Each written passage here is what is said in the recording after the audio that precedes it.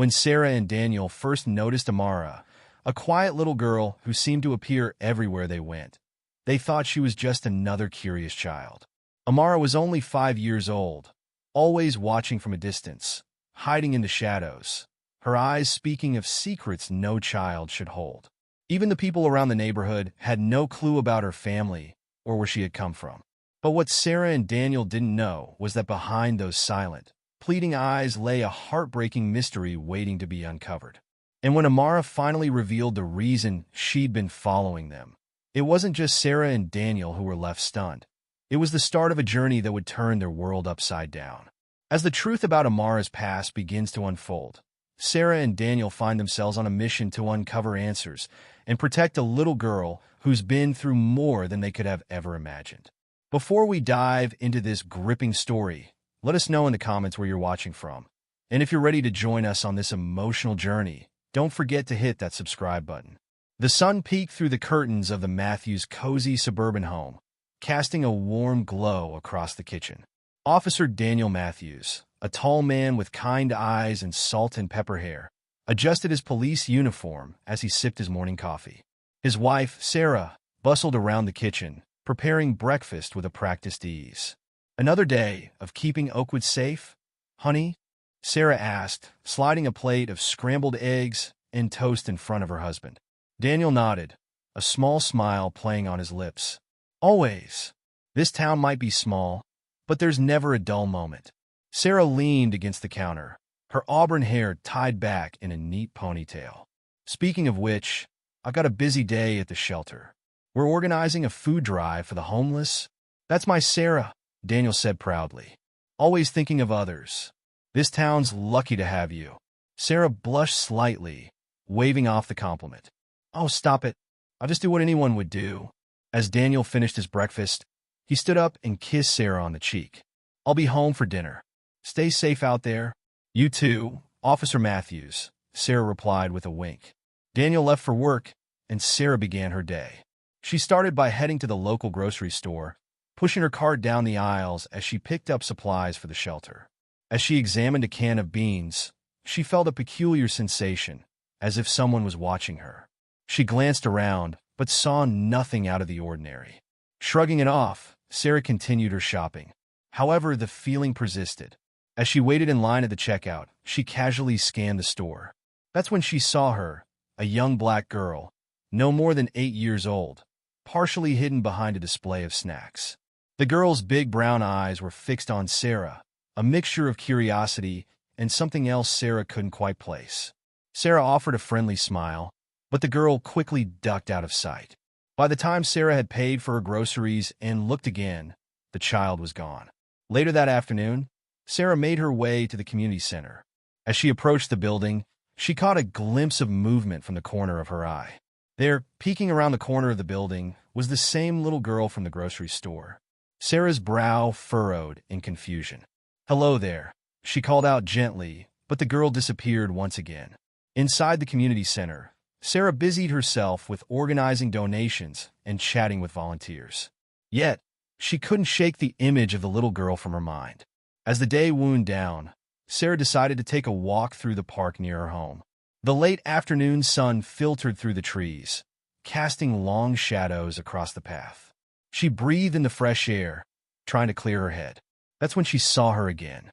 The little girl was sitting on a bench, her legs swinging back and forth as she watched Sarah approach. This time, Sarah was determined to speak with her. "Hi there," Sarah said, keeping her voice soft and friendly. "I've seen you around today. Is everything okay?" The girl's eyes widened, and for a moment, Sarah thought she might run away again. Instead, the child simply stared at her, silent and unmoving. "My name's Sarah. What's yours?" Sarah tried again. The girl opened her mouth as if to speak, then closed it again. She slid off the bench and backed away slowly, never taking her eyes off Sarah. "Wait!" Sarah called, but it was too late. The girl turned and ran, disappearing into the trees. Confused and slightly unsettled, Sarah made her way home. As she approached her house, she couldn't shake the feeling that she was still being watched. She glanced over her shoulder and caught a fleeting glimpse of a small figure ducking behind a neighbor's fence. Inside, Sarah found Daniel already home, heating up leftovers in the microwave. "Hey, sweetheart," he greeted her with a warm smile. "How was your day?" Sarah hesitated, unsure of how to explain the strange encounter she'd had. "It was interesting," she said finally, settling into a chair at the kitchen table. Daniel's brow furrowed as he sat down across from her. "Interesting how?"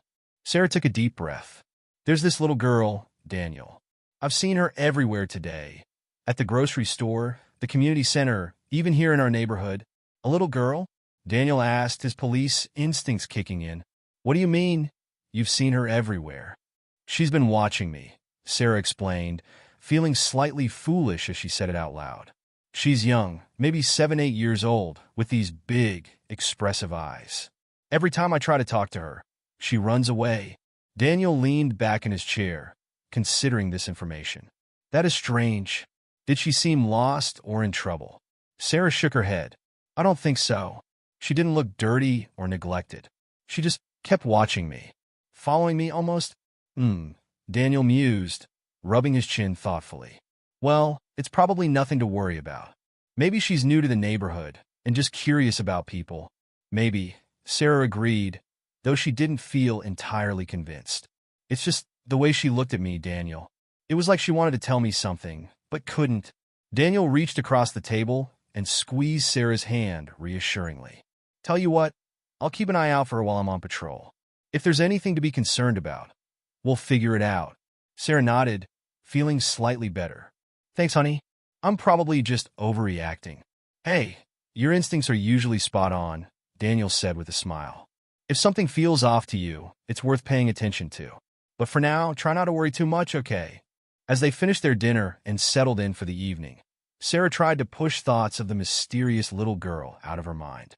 But as she gazed out the window at the darkening street, she couldn't shake the feeling that somewhere out there, a pair of big brown eyes were still watching her.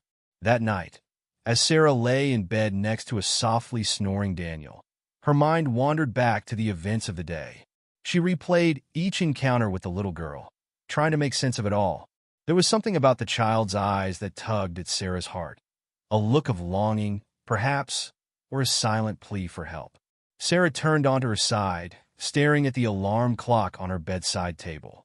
The red numbers glowed 2:37 a.m. With a sigh, she slipped out of bed, careful not to wake Daniel, and padded downstairs to the kitchen. As she waited for the kettle to boil for a cup of chamomile tea, Sarah found herself drawn to the window. The street outside was quiet and still, bathed in the soft glow of streetlights. For a moment, she thought she saw a small shadow move across the sidewalk, but when she blinked, it was gone.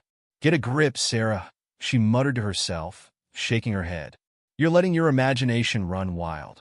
The next morning dawned bright and clear, but Sarah Matthews awoke with a sense of unease that she couldn't shake. As she went about her morning routine, she found herself constantly glancing out the windows, half expecting to see the mysterious little girl watching her from across the street. Daniel noticed his wife's distraction as they sat down for breakfast. Still thinking about her, he asked gently, reaching across the table to squeeze Sarah's hand. Sarah nodded, absently stirring her coffee. "I can't help it, Daniel. There's something about her. I just can't get her out of my mind." "I understand," Daniel said, his brow furrowing with concern. "I'll keep my eyes open today while I'm on patrol. Maybe I'll spot her and be able to talk to her." Sarah managed a small smile. "Thanks, honey. I just hope she's okay." As Daniel left for work, Sarah steeled herself for the day ahead. She had errands to run and volunteer work at the community center, and she was determined not to let her worries about the little girl distract her. But as Sarah walked down the sidewalk towards the local grocery store, she couldn't shake the feeling that she was being watched. She glanced over her shoulder, and there she was, the little girl, partially hidden behind a tree, her big brown eyes fixed on Sarah. This time, Sarah decided to approach her directly.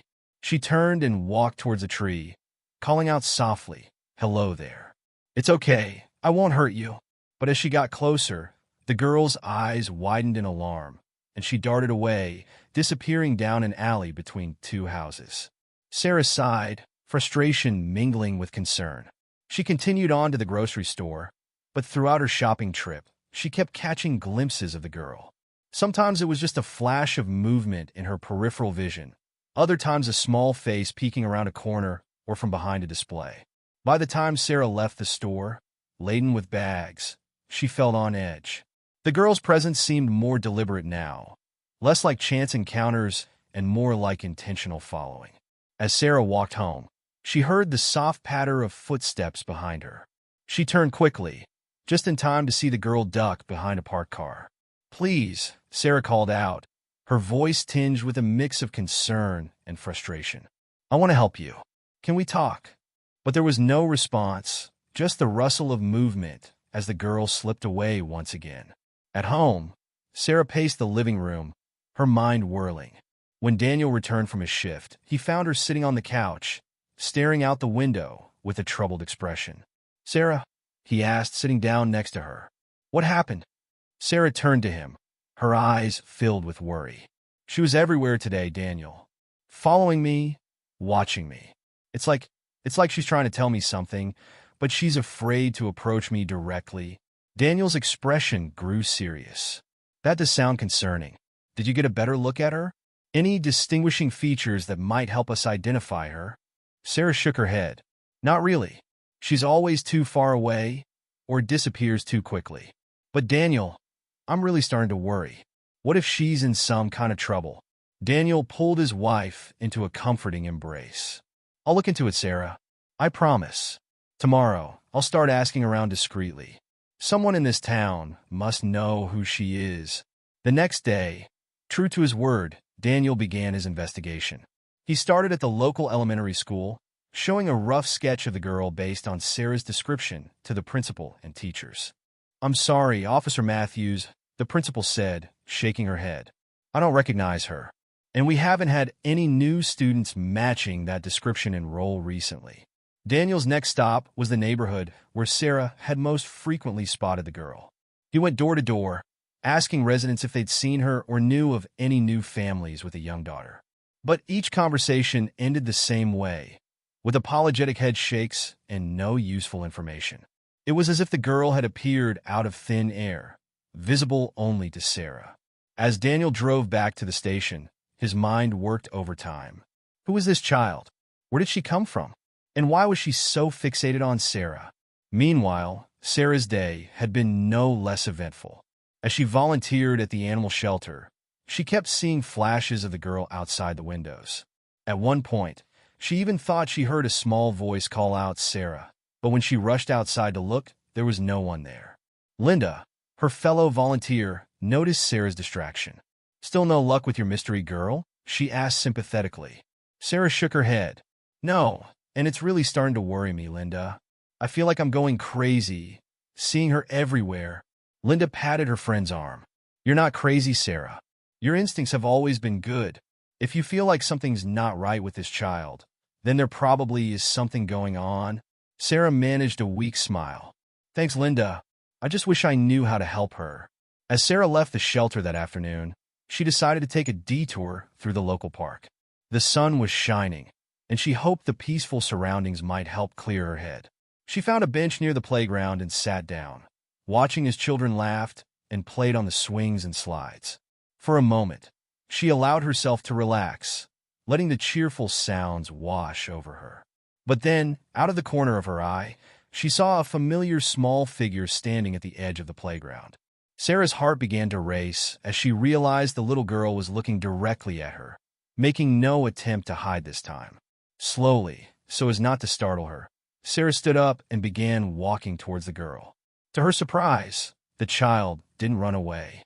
Instead, she took a few hesitant steps forward, her eyes never leaving Sarah's face.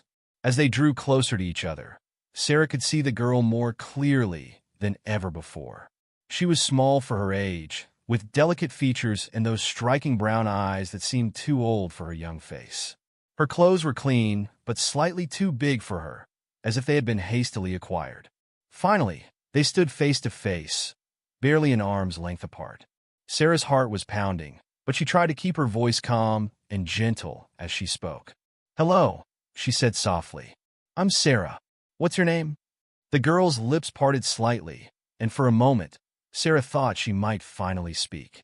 But instead, The child simply stared up at her with an expression of such intense longing and silent pleading that it nearly broke Sarah's heart. Sarah knelt down, bringing herself to eye level with the girl. "It's okay," she said soothingly. "You can talk to me. I want to help you." The girl took a small step closer, her hand twitching as if she wanted to reach out but was holding herself back.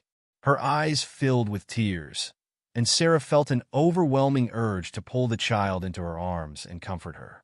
But before Sarah could say or do anything more, a loud noise from the playground startled them both. The girl's head whipped around, her body tensing as if ready to flee. "Wait!" Sarah called out, but it was too late. In the blink of an eye, the girl had turned and run, disappearing into the trees at the edge of the park. Sarah stood there, her arm outstretched, feeling a mix of frustration and deep concern. This close encounter had only intensified her worries about the mysterious child. As she walked home, her mind raced with questions. Why wouldn't the girl speak to her? What was she so afraid of? And why did she look at Sarah with such desperation? When she arrived home, Sarah found Daniel waiting for her, his expression serious. "Any luck?" she asked hopefully as she hung up her coat. Daniel shook his head. "Nothing concrete. No one in the neighborhood recognizes her, and she's not enrolled in any of the local schools. It's like she doesn't exist." Sarah sank onto the couch, running her hands through her hair. "I saw her again today, Daniel. In the park. We were so close." She recounted the encounter to her husband, watching as his frown deepened with each detail. "This is getting strange, Sarah," Daniel said when she had finished. "I think it might be time to file an official report. We need to find out who this girl is and why she's following you." Sarah nodded, feeling a mix of relief and apprehension. "You're right. I can't shake the feeling that she needs help, Daniel. The way she looked at me today, it was like she was silently begging me to understand something." Daniel sat down next to his wife, putting an arm around her shoulders. "We'll figure this out, Sarah. I promise. Tomorrow, I'll talk to my captain about opening an official investigation. Maybe with more resources, we can get to the bottom of this mystery." As they sat there in the growing twilight, both lost in thought, neither of them noticed the small shadow that flitted past their living room window, pausing for just a moment before disappearing into the gathering darkness. The next morning, Sarah woke early, her dreams having been filled with images of the little girl's pleading eyes. She made her way downstairs, surprised to find Daniel already up and dressed in his uniform. Heading in early, she asked, pouring herself a cup of coffee. Daniel nodded, his expression serious. "Yeah, I want to catch the captain before the morning briefing. I'm going to push for that investigation we talked about." Sarah felt a wave of gratitude wash over her. "Thank you, Daniel. I know this must seem crazy, but—" "Hey," Daniel interrupted gently, pulling her into a hug. "I trust your instincts, Sarah. If you think this girl needs help, then we're going to do everything we can to find her and make sure she's okay." As Daniel left for work, Sarah tried to go about her morning routine, but she couldn't shake the feeling of being watched. She found herself constantly glancing out the windows, half expecting to see the little girl standing on the sidewalk. Later that morning, as Sarah walked to the community center for her volunteer shift, she felt the now familiar sensation of eyes on her back. She turned slowly, unsurprised to see the girl trailing behind her at a distance. This time, instead of approaching or calling out, Sarah simply continued walking, occasionally glancing back to make sure the girl was still there. It was almost as if they were engaged in a silent dance, the distance between them never changing as they made their way through the quiet streets. When Sarah reached the community center, she paused at the entrance, looking back at the girl who had stopped at the corner. Their eyes met across the distance, and Sarah felt a surge of determination. Somehow, she would find a way to help this child. Inside the center, Sarah tried to focus on her tasks, but her mind kept wandering to the little girl. Was she still outside, waiting? Why didn't she come in where it was warm and safe? "Sarah?" Linda's voice broke through her reverie. "Are you okay? You seem a million miles away." Sarah sighed, turning to her friend. "I'm sorry, Linda. It's just, I saw her again this morning. The little girl." Linda's eyes widened with concern. "Did you talk to her this time?" Sarah shook her head. "No, she was too far away. but she followed me all the way here. I think she might still be outside. Linda moved to the window, peering out onto the street. I don't see anyone, she said after a moment. Sarah joined her, scanning the area. Sure enough, there was no sign of the girl. She must have left, Sarah murmured, trying to ignore the pang of disappointment in her chest. As the day wore on, Sarah found herself growing increasingly anxious. The girl's appearances had become so frequent, so deliberate, that her absence now felt somehow wrong. By the time her shift ended, Sarah was wound tight with tension. She said a hasty goodbye to Linda and hurried outside, her eyes darting around the street, searching for any sign of the mysterious child.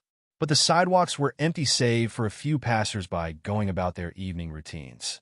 Sarah felt a mixture of relief and disappointment as she began the walk home.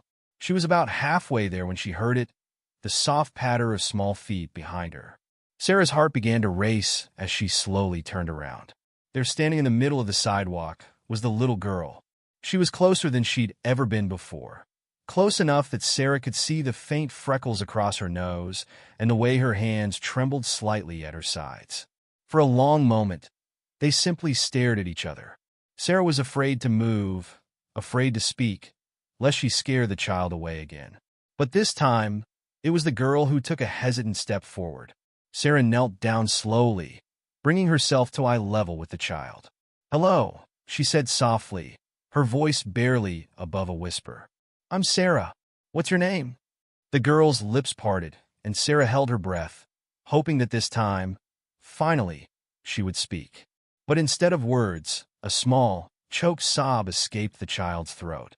Before Sarah could react, the girl closed the distance between them in 2 quick steps and threw her arms around Sarah's neck, burying her face in her shoulder. Stunned, Sarah instinctively wrapped her arms around the small, trembling body. She could feel the girl's tears soaking through her shirt, could hear the muffled sobs that the child seemed to be trying desperately to hold back. "It's okay," Sarah murmured, gently stroking the girl's hair. "You're safe. It's okay." For several minutes, they stayed like that, the girl clinging to Sarah as if she were a lifeline. Sarah's mind was whirling with questions, but she pushed them aside, focusing on comforting the clearly distressed child. Gradually, the girl's sobs subsided, and she loosened her grip on Sarah. As she pulled back slightly, Sarah got her first clear, close-up look at the child's face. What she saw made her heart clench.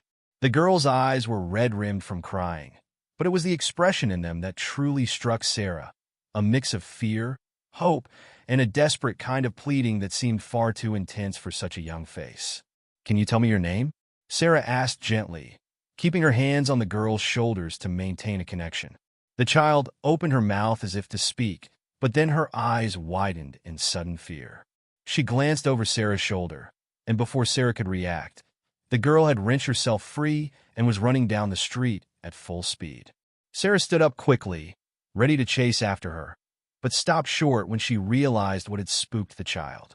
A police cruiser was turning onto the street, its lights off but still clearly recognizable.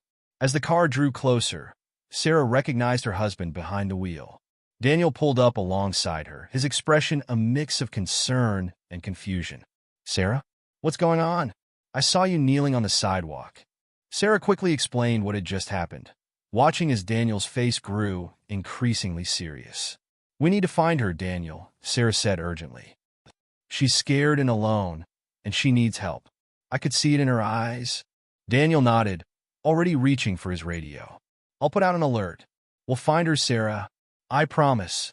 As Daniel called in the description and last known location of the girl, Sarah stared down the street where the child had disappeared. The brief encounter had left her shaken, but more determined than ever to unravel the mystery surrounding this silent, desperate little girl. What she didn't know, couldn't know, was that this was only the beginning. The truth behind the girl's appearances, and the reason for her fixation on Sarah, was far more complex and heart-rending than she could have imagined. And as the search for the mysterious child began in earnest, Sarah and Daniel were about to be drawn into a web of secrets, loss, and unexpected connections that would change their lives forever. Sarah sat on the edge of her bed, her hands clasped tightly in her lap. It had been days since her last encounter with the mysterious little girl, and the lack of progress in finding her was taking its toll. She felt a deep, inexplicable connection to the child, a protective instinct that grew stronger with each passing day. Daniel entered the room, his face etched with concern. "Sarah, honey, you need to get some rest," he said gently, sitting beside her. Sarah shook her head, her voice tight with emotion. "I can't, Daniel. Every time I close my eyes, I see her face. Those eyes, they were so full of fear and hope. How can I sleep when she's out there, alone and scared?" Daniel wrapped an arm around her shoulders, pulling her close. "I know it's hard, but we're doing everything we can. The whole department is on alert." Sarah leaned into him, drawing comfort from his presence. "I just don't understand. Why me? Why is she so focused on me? I wish I had answers for you." Daniel sighed. "But Sarah, I'm getting worried. We don't know anything about this girl, or why she's following you. What if it's not as innocent as it seems?" Sarah pulled away, her eyes flashing. "No, Daniel. You didn't see her. She's not a threat. She's a scared little girl who needs help." Daniel held up his hands in a placating gesture. "I'm not saying she's dangerous. I'm just saying we need to be careful. We don't know the whole story." Sarah stood up, pacing the room. "I know that, but I also know what I feel. There's a reason she chose me, Daniel. I can't explain it, but I know it in my heart." Daniel watched his wife, torn between his instinct to protect her and his trust in her judgment. "Okay, Sarah, I believe you. We'll keep looking, and we'll figure this out together." Sarah nodded, managing a small smile. "Thank you. I need to know she's safe." As the days passed, Sarah's emotional conflict deepened. She found herself scanning every street corner, every playground, hoping for a glimpse of the little girl. The protective feelings she harbored were at war with her frustration at the child's continued silence and elusiveness. One evening, as Sarah was preparing dinner, she heard Daniel's excited voice from the living room. "Sarah, come quick." She rushed in to find Daniel staring intently at his laptop screen. "What is it?" she asked, her heart racing. Daniel looked up, his eyes wide. "I think I might have found something. I've been going through old case files, and there's one from about 8 years ago that caught my attention." Sarah leaned in, her eyes scanning the screen. "A missing persons case?" Daniel nodded. "A woman disappeared under mysterious circumstances. She had a baby with her at the time. The case went cold, but..." "Sarah, look at this photo." He pulled up an image, and Sarah gasped. The woman in the picture could have been her sister. The resemblance was striking. That's not me," Sarah stammered, though the similarity was uncanny. "No, it's not," Daniel agreed. "But it might explain why our little mystery girl is so fixated on you. If she's connected to this case somehow..." Sarah's mind was reeling. "You think she might be that baby? All grown up?" Daniel ran a hand through his hair. "It's just a theory, but it would explain a lot. The age fits, and if she's been looking for her mother..." Sarah sank onto the couch, overwhelmed by the implications.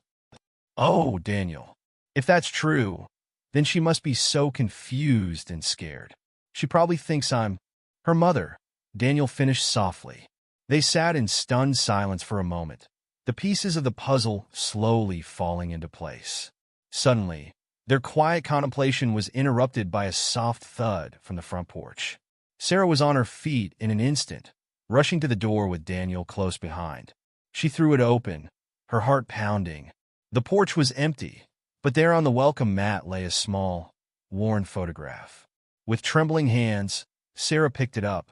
The image showed a woman holding a baby, her smile radiant as she gazed down at the infant in her arms. The woman was unmistakably the same one from the case file, and her resemblance to Sarah was even more pronounced in this personal snapshot. "Daniel," Sarah whispered, her voice choked with emotion. "She was here. She left this for us." Daniel examined the photo closely, his police instincts kicking in. "This could be crucial evidence, Sarah. We need to dash." But Sarah was already moving, scanning the street frantically. "She can't have gone far. We have to find her, Daniel. Now that we know." Daniel gently grasped her arm. "Sarah, wait. We need to do this right. Let me call it in. We'll organize a proper search." Sarah wanted to argue, to run out into the night and search every corner until she found the little girl. But she knew Daniel was right. They needed help. As Daniel made the call, Sarah studied the photograph, her heart aching for the child who had left it. "We're going to find you," she whispered to the empty night. "I promise." The next few hours were a flurry of activity. Police cars arrived, a command center was set up, and search parties were organized. Sarah insisted on joining one of the teams, unable to sit idle while others looked for the girl she now felt so deeply connected to. As they combed the neighborhoods, Sarah's mind raced with questions. Who was this woman in the photo? What had happened to her? And how had her daughter ended up alone, silently seeking out Sarah? It was well past midnight when Sarah's radio crackled to life. "All units, we have a possible sighting near Oakwood Park. Proceed with caution." Sarah's heart leapt. Oakwood Park, where she had first clearly seen the girl. She and Daniel exchanged a look before hurrying towards their car. As they approached the park, they could see flashlight beams sweeping the area. Sarah's eyes strained in the darkness, searching for any sign of movement. Suddenly, she saw it, a small figure darting between the trees. "There!" she cried, pointing. Daniel quickly radioed the other officers, directing them to form a loose perimeter. "We don't want to scare her," he cautioned. "Sarah, I think you should approach her alone. She trusts you." Sarah nodded, her throat tight with anticipation and nerves. Slowly, she made her way into the wooded area, her flashlight beam sweeping gently across the ground. "Hello," she called softly. "It's okay. I'm here to help. We found your picture." For a long moment, there was only silence. Then, from behind a large oak tree, a small voice finally spoke. Are you my mommy?" The words, so quietly spoken, hit Sarah like a physical blow. She took a deep breath, steadying herself before responding. "No, sweetheart. I'm not your mommy. But I want to help you find her. Can you come out so we can talk?" There was a rustle of movement, and then the little girl stepped into view. In the beam of the flashlight, Sarah could see tears glistening on her cheeks. "My name is Sarah," she said gently, kneeling down to the girl's level. "What's your name?" The child hesitated for a moment before whispering, "Amara." "Amara," Sarah repeated, smiling warmly. "That's a beautiful name. Amara, I know you've been looking for your mommy. We want to help you, but we need you to tell us everything you know. Can you do that?" Amara nodded slowly, her small body trembling slightly. Sarah longed to wrap her in a hug, to protect her from whatever fears and hardships she had endured. But she knew she needed to be careful, to let Amara set the pace. "I ran away," Amara said, her voice barely audible. "From my foster home. They were nice, but they weren't my real family. I wanted to find my mommy." Sarah's heart ached at the pain in the child's voice. "How did you know to look for me, Amara?" Amara reached in her pocket and pulled out a crumpled photograph, a copy of the one she had left on Sarah's porch. "I found this in my old stuff. You look just like her. I thought maybe—" Sarah gently took the photo, studying it closely. "I can see why you thought that, sweetie. We do look very similar. But I'm not your mommy. I wish I could tell you where she is, but I don't know. What I do know is that there are a lot of people who want to help you find her." Amara's lower lip trembled. "You promise? You'll help me find her?" Sarah nodded solemnly. "I promise, Amara. We'll do everything we can. But first, we need to get you somewhere safe and warm. Is that okay?" After a moment's hesitation, Amara nodded. Sarah stood slowly, holding out her hand. Amara looked at it for a long moment before slipping her small hand into Sarah's. As they walked out of the woods together, Sarah could see the relief on Daniel's face. He approached slowly, smiling warmly at Amara. "Hi there," he said gently. "I'm Daniel, Sarah's husband. We're going to take good care of you. Okay?" Amara nodded, pressing closer to Sarah's side. As they made their way to the waiting ambulance for a precautionary checkup, Sarah couldn't help but feel a mix of relief and apprehension. They had found Amara, yes, but the mystery surrounding her mother's disappearance was far from solved. Back at the station, Daniel immersed himself in the old case files, determined to uncover any lead that might help them locate Amara's mother. Sarah stayed with Amara, who had been cleared by the paramedics but was understandably exhausted and overwhelmed. As Amara dozed on a couch in the break room, wrapped in a soft blanket, Sarah watched over her mind whirling with questions and theories. She was so lost in thought that she barely noticed when Daniel entered the room, his face grave. "Sarah," he said softly, gesturing for her to join him in the hallway. "I've found something. It's not good." Sarah's heart sank at his tone. "What is it, Daniel?" He ran a hand through his hair, a habit she recognized as a sign of stress. "I've been going through the old case files. Amara's mother, Lydia Thompson, didn't just disappear. There were suspicions of foul play." Sarah gasped, her hand flying to her mouth. "You mean?" Daniel nodded grimly. The initial investigation turned up some troubling evidence. Lydia had been trying to leave an abusive relationship. Her boyfriend at the time was the prime suspect, but there wasn't enough evidence to charge him. The case went cold. Sarah felt sick to her stomach. "Oh, Daniel. Poor Amara. What are we going to tell her?" "For now, nothing," Daniel said firmly. "We need to be absolutely sure before we say anything. I've reopened the case officially. We're going to find out exactly what happened to Lydia Thompson." Sarah nodded, her resolve strengthening. "And what about Amara? She can't go back into the system, Daniel." "Not now." Daniel hesitated for a moment before speaking. "I've been thinking about that. What if we applied to be her temporary guardians? Just until we sort this all out?" Sarah's eyes widened in surprise. "Us? Daniel, are you sure?" He shrugged, a small smile playing on his lips. "Well, she clearly trusts you, and we have the space. It just feels right somehow." Sarah felt a warmth spreading through her chest. She had always known Daniel would make a wonderful father, and now, seeing his compassion for this lost little girl, she loved him more than ever. "Okay," she said softly. "Let's do it. But, Daniel, what if we can't find her mother?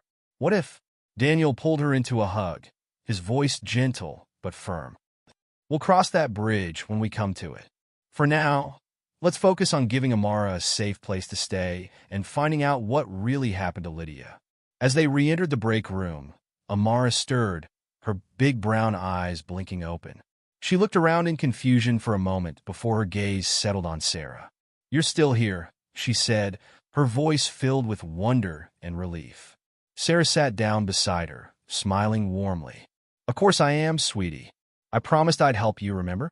And I always keep my promises." Amara nodded solemnly, then asked the question that Sarah had been dreading. "Did you find my mommy?" Sarah exchanged a quick glance with Daniel before answering carefully. "Not yet, Amara, but we're looking very hard. It might take some time, though. In the meantime, how would you feel about staying with Daniel and me?" Amara's eyes widened. "Really? I can stay with you?" Sarah nodded, her heart melting at the hope in the child's voice. "Really? If that's okay with you, of course." Amara launched herself into Sarah's arms, hugging her tightly. "Thank you," she whispered. As Sarah held the little girl, she made a silent vow.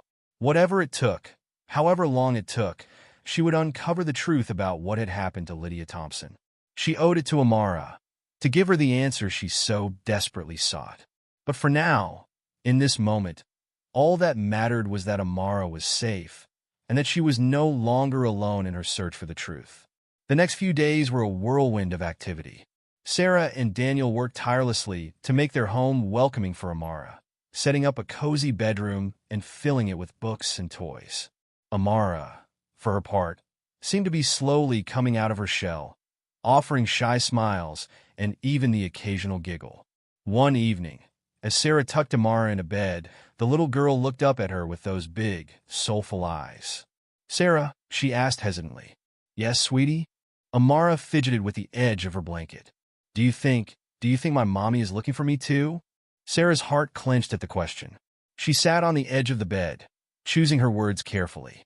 "I'm sure that if your mommy could, she would be moving heaven and earth to find you, Amara. Sometimes grown-ups have problems that keep them from being with their children, even when they want to be, but that doesn't mean they don't love them." Amara nodded slowly, seeming to ponder this. "I dream about her sometimes," she whispered, "but I can never see her face clearly. Just a feeling, like being wrapped in a warm hug." Sarah blinked back tears, overwhelmed by the child's innocent longing. Those are precious memories, Amara. Hold on to them, and know that no matter what, you are loved. Daniel and we care about you very much. Amara's small hand found Sarah's, squeezing it tightly. I know, she said softly. Thank you. As Sarah left Amara's room, gently closing the door behind her, she found Daniel waiting in the hallway. His expression was grave. We need to talk, he said quietly, leading her to their bedroom. Once inside, Daniel sat heavily on the bed, running a hand through his hair. I've been digging deeper into Lydia's case, he began, and I've uncovered some disturbing information. Sarah sat beside him, her heart racing. What kind of information? Daniel took a deep breath. It seems Lydia was involved with some dangerous people before she disappeared. There were rumors of connections to organized crime, though nothing was ever proven. Sarah gasped. Oh my God, Daniel. Do you think that's why she vanished? He nodded grimly. It's looking more and more likely. But there's more. I found records of large cash deposits into Lydia's bank account in the months leading up to her disappearance. Way more money than she should have had, given her job as a waitress. Sarah's mind was reeling. What does this mean for Amara? Daniel's expression softened as he took Sarah's hand. It means we need to be very careful. If the people Lydia was involved with are still out there, they might see Amara as a threat. A loose end. Fear gripped Sarah's heart. We can't let anything happen to her, Daniel. We have to protect her. We will, Daniel assured her. I've already increased patrols in our neighborhood, and I'm working on getting us some additional security measures for the house. But Sarah, we need to consider the possibility that we might be Amara's best chance at a normal life. Sarah understood what he was implying. If Lydia couldn't be found, or if the danger was too great. You mean adoption? Daniel nodded slowly. It's just a possibility we need to consider. For now, let's focus on keeping her safe and continuing the investigation. Sarah agreed, though her mind was whirling with the implications of everything they'd learned. As they prepared for bed, she couldn't help but think of Amara, sleeping peacefully down the hall, blissfully unaware of the complicated web surrounding her mother's disappearance. Over the next few weeks, life settled into a new rhythm for the Matthews household. Amara began attending the local elementary school, where she slowly started to make friends. Sarah and Daniel worked tirelessly to create a sense of normalcy for the little girl, all while continuing their investigation behind the scenes. One sunny Saturday afternoon, as Sarah was helping Amara plant flowers in the backyard, the little girl suddenly spoke up. Sarah, she asked, her small hands covered in dirt. Yes, sweetie? Sarah replied, looking up from the flower bed. Amara hesitated for a moment before continuing. If we can't find my mommy, can I stay with you and Daniel forever? Sarah's heart swelled with emotion. She set down her trowel and gently pulled Amara into a hug, not caring about the dirt. Oh, Amara, we would love nothing more than for you to stay with us. But we're not giving up on finding your mommy, okay? Amara nodded against Sarah's shoulder. I know. I feel safe here. With you and Daniel. Sarah blinked back tears, overwhelmed by the trust this little girl had placed in them. We'll always keep you safe, Amara, no matter what happens. That evening, after Amara had gone to bed, Sarah and Daniel sat at the kitchen table, discussing the case. I think I'm onto something, Daniel said, his voice low and urgent. I've been tracing the money that was deposited into Lydia's account. It led me to a shell company, and from there to a name, Victor Rossi. Sarah's eyes widened. Who is he? Daniel's expression was grim. A low-level crime boss. He's been on our radar for years, but we've never been able to pin anything on him. If Lydia was involved with him, then she could have been in real danger, Sarah finished, her heart sinking. Daniel nodded. Exactly. But here's the thing. Rossi dropped off the grid around the same time Lydia disappeared. It's like they both vanished into thin air. Sarah leaned forward, her mind racing. Do you think they could have run away together? It's possible, Daniel admitted. But if that's the case, why leave Amara behind? And why hasn't Lydia tried to contact her daughter in all these years? They sat in silence for a moment, both pondering the implications of this new information.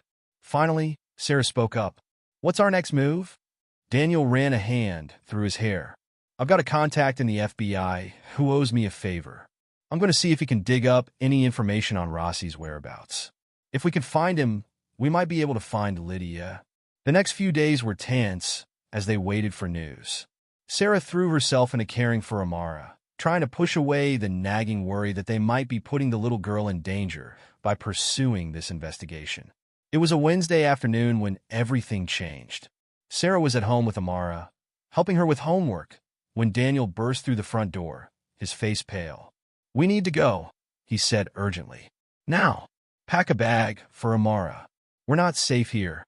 Sarah's heart raced as she quickly gathered some clothes and necessities for Amara, who watched with wide, frightened eyes.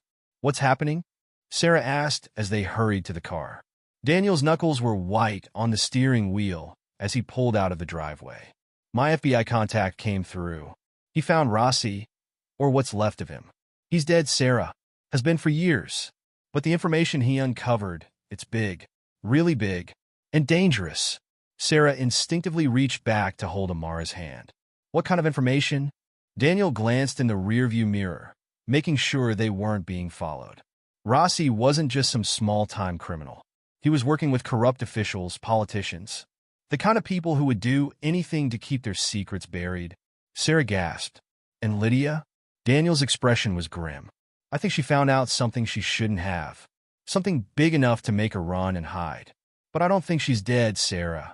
I think she's in witness protection." The implications of this hit Sarah like a ton of bricks. If Lydia was in witness protection, that meant she was alive. But it also meant she had been forced to leave Amara behind to keep her safe. They drove for hours, finally stopping at a small, out-of-the-way motel. As Daniel checked them in under false names, Sarah tried to comfort a confused and frightened Amara. "It's going to be okay, sweetie," she soothed, stroking the little girl's hair.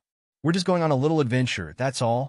That night, as Amara slept fitfully in the motel bed, Sarah and Daniel spoke in hushed tones. "What do we do now?" Sarah asked, her voice trembling slightly. Daniel took her hand, his eyes filled with determination. "We find Lydia. My contact gave me a lead, a small town in Oregon where several people in witness protection have been relocated. It's a long shot, but it's all we've got." Sarah nodded, her resolve strengthening. "Then that's where we'll go. For Amara's sake, we have to try." The journey to Oregon was tense, filled with long stretches of silence punctuated by Amara's innocent questions about their adventure. Sarah and Daniel did their best to keep her spirits up, playing card games and telling stories to pass the time. As they neared their destination, a small town called Pinewood, Sarah couldn't help but feel a mix of hope and trepidation. What if Lydia wasn't here? Or worse, what if she was, but didn't want to be found? They checked into a small bed and breakfast on the outskirts of town, Daniel using his police contacts to discreetly gather information. Days passed, each one bringing a new lead or a dead end. It was on their 5th day in Pinewood that everything changed. Sarah was walking with Amara in the town park when she noticed a woman sitting on a bench, reading a book. There was something familiar about her profile, something that made Sarah's heart race. As they drew closer, the woman looked up, and Sarah felt the world stop spinning. It was like looking in a mirror. The same eyes, the same nose, the same curve of the lips. This was Lydia Thompson, there was no doubt about it. For a moment, they just stared at each other, both too shocked to speak. Then Amara, who had been distracted by a butterfly, turned and saw the woman on the bench. Time seemed to stand still as recognition dawned in the little girl's eyes. "Mommy," she whispered, her voice filled with wonder and disbelief. Lydia's book fell from her hands as she stood, her eyes filling with tears. "Amara," she breathed, taking a hesitant step forward. In an instant, Amara was running, flinging herself into her mother's arms. Lydia caught her, holding her close as they both sobbed, years of separation and longing pouring out in a flood of emotion. Sarah watched, her own eyes brimming with tears as mother and daughter reunited. She felt a hand on her shoulder and turned to see Daniel, who had been following at a distance. His eyes were moist as he watched the scene before them. "You did it," Sarah whispered, leaning into him. "You found her?" Daniel squeezed her shoulder. "We found her. Together." As Lydia and Amara's tears subsided, Lydia looked up at Sarah and Daniel, her expression a mix of gratitude and fear. "How did you find me?" she asked, her voice hoarse. Daniel stepped forward, his hands raised in a non-threatening gesture. "It's a long story, Mrs. Thompson, but I promise, we're here to help. We've been taking care of Amara, keeping her safe." Lydia's arms tightened around her daughter. "Safe? Then you know why I had to leave?" Sarah nodded gently. "We know enough, and we want to help you both stay safe." Over the next few hours, as they talked in the privacy of Lydia's small apartment, the full story came out. Lydia had been a waitress at a restaurant frequented by Victor Rossi and his associates. She had overheard conversations, seen things she shouldn't have. When she realized the depth of corruption she had stumbled upon, she knew her life was in danger. "I wanted to take Amara with me," Lydia said, her voice breaking. "But they told me it was too dangerous, that the best way to keep her safe was to leave her behind. It was the hardest thing I've ever done." Amara, who had been listening quietly, hugged her mother tightly. "I knew you didn't leave because you didn't want me," she said softly. Lydia kissed the top of her daughter's head. "Never, my love.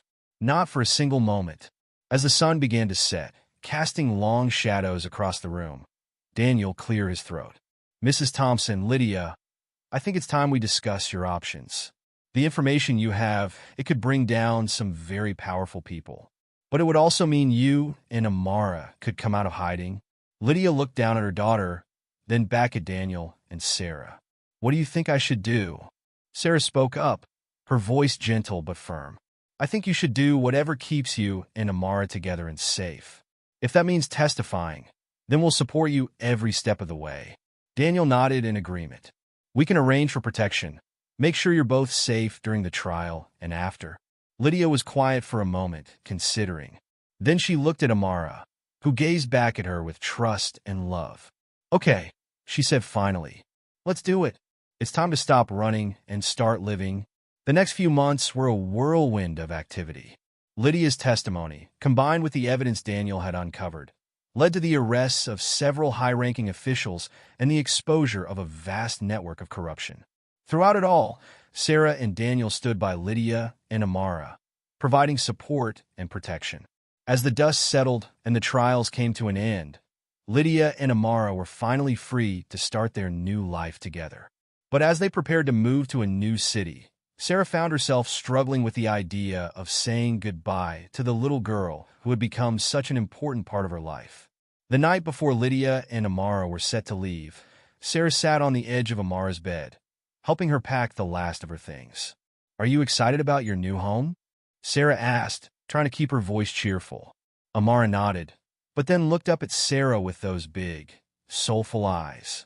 "I'm going to miss you and Daniel," she said softly. Sarah felt her heart clench. "Oh, sweetie, we're going to miss you too. So much."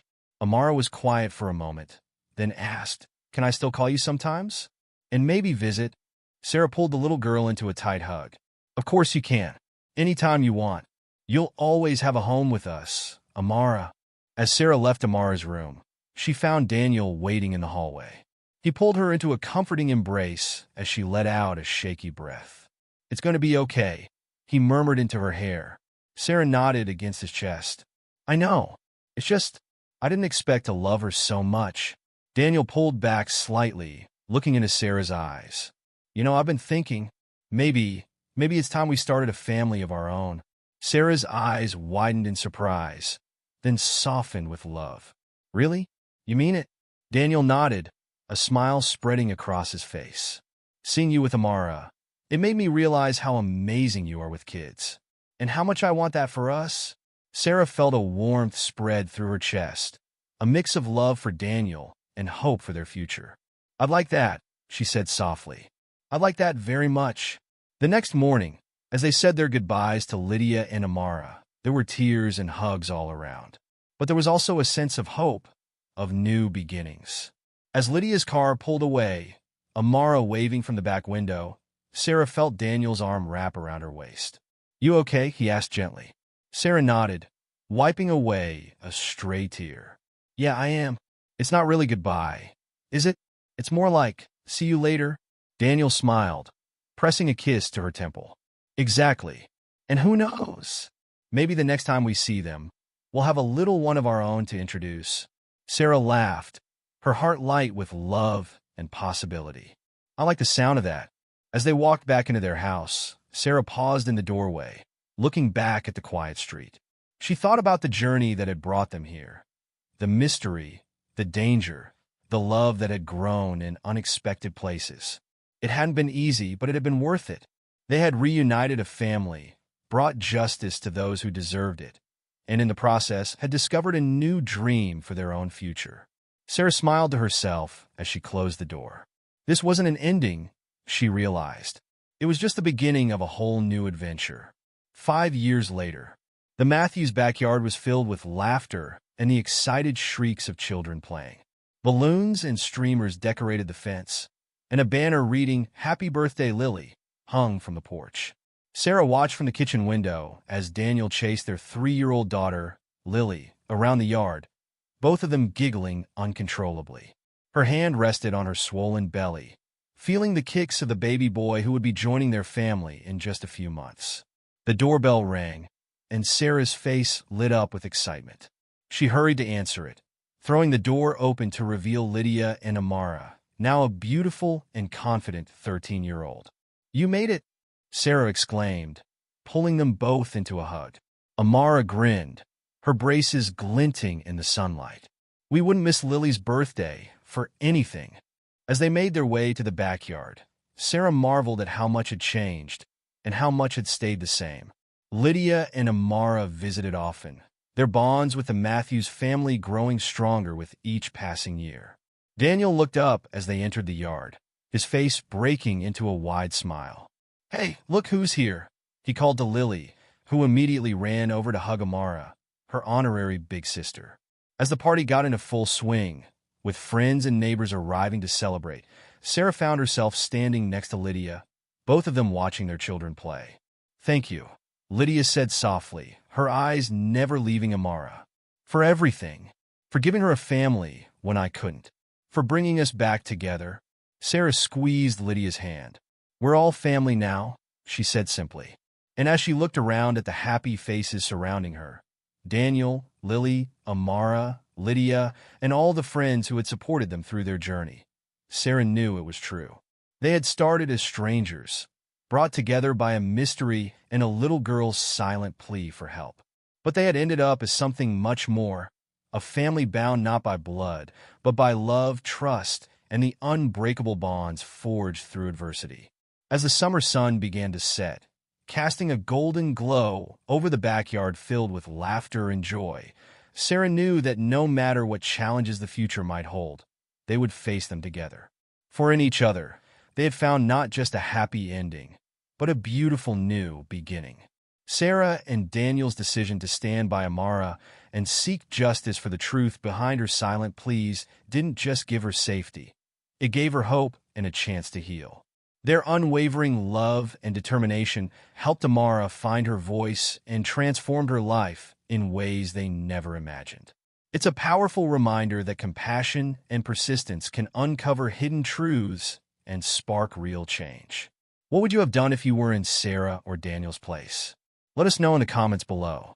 And if this story moved you, make sure to hit that subscribe button so you never miss out on more inspiring and emotional journeys like this one.